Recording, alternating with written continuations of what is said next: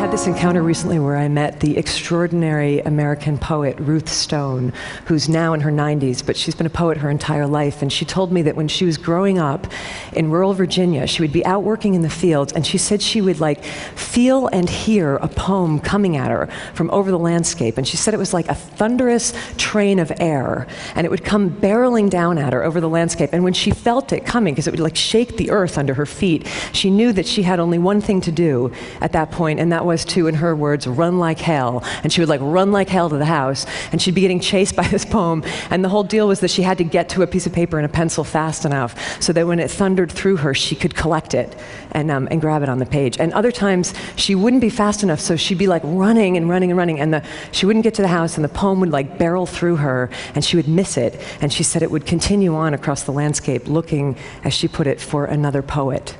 And then there were these times, this is the piece I never forgot. She said that there were moments when she would almost miss it, right? So she's like running into the house and she's looking for the paper, and the poem passes through her, and she grabs a pencil just as it's going through her. And then she said it was like she would reach out with her other hand and she would catch it.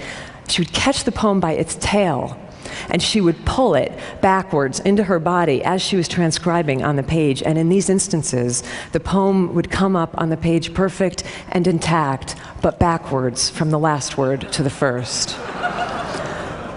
So when I heard that, I was like, that's uncanny. That's exactly what my creative process is like.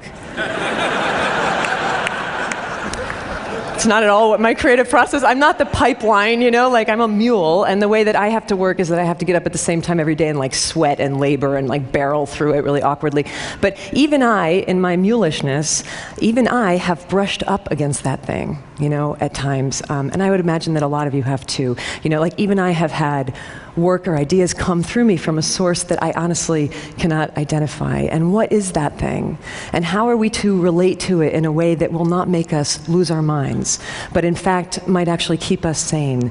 And for me, the best contemporary example that I have of how to do that is the musician Tom Waits, who I got to interview several years ago on a magazine assignment. And we were talking about this. And Tom, for most of his life, he was pretty much the embodiment of the tormented contemporary modern artist, like trying to control and manage and dominate these sort of uncontrollable creative impulses, that were totally internalized. But then he got older and he got calmer. And one day he was driving down the freeway in Los Angeles, he told me, and this is when it all changed for him. And he's like speeding along, and all of a sudden he hears this little fragment of melody, that comes into his head, as inspiration often comes elusive and tantalizing, and he wants it, it's gorgeous, and he longs for it, but he has no way to get it. He doesn't have a piece of paper, he doesn't have a pencil, he doesn't have a tape recorder. So he starts to feel all that old anxiety start to rise in him, like, I'm gonna lose this thing, and then I'm gonna be haunted by this song forever, and I'm not good enough, and I can't do it. And instead of panicking, he just stopped that whole mental process, and he did something completely novel. He just looked up at the sky and he said, "Excuse me, can you not see that I'm driving? Do I look like I can write down a song right now? If you really want to exist, come back at a more opportune moment when I can take care of you. Otherwise, go bother somebody else today. Go bother Leonard Cohen,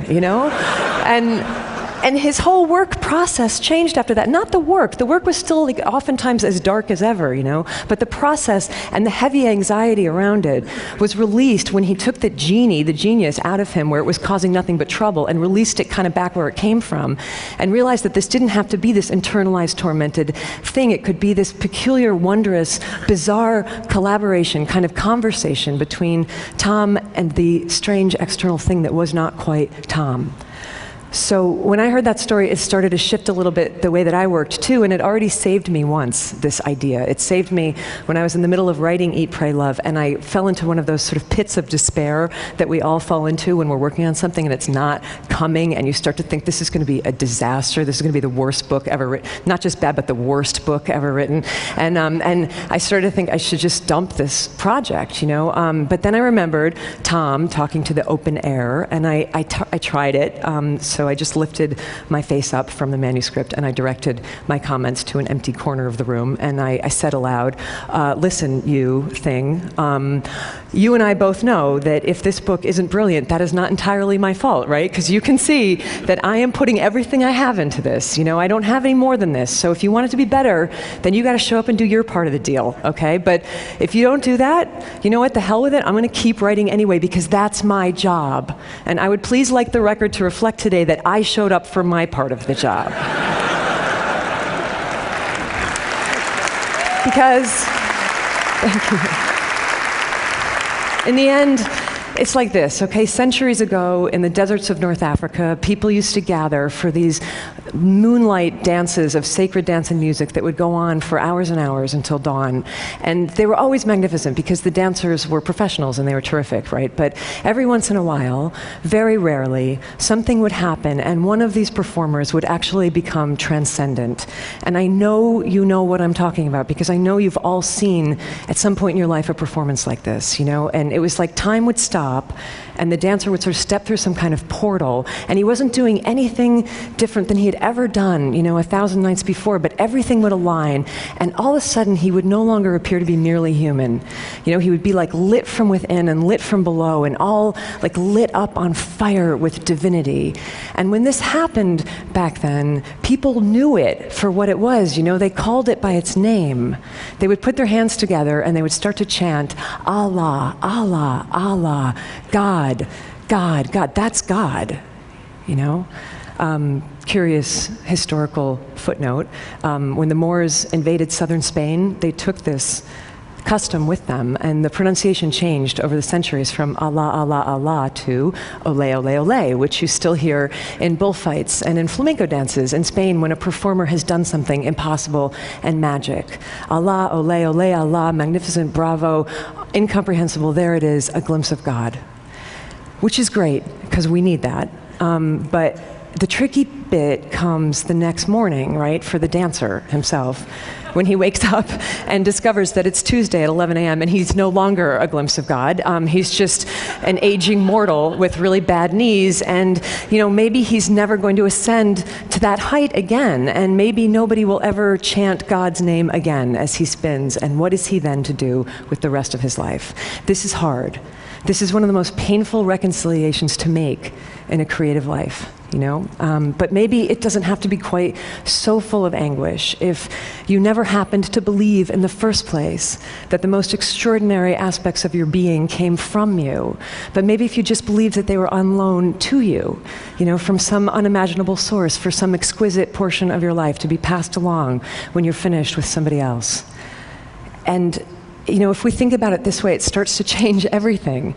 You know, this is how I've started to think, and this is certainly how I was thinking about it in the last few months, you know, as I've been working on the book that will soon be published as the dangerously, frighteningly over-anticipated follow-up to my freakish success. And what I have to sort of keep telling myself when I get really psyched out about that is don't be afraid, don't be daunted, just do your job.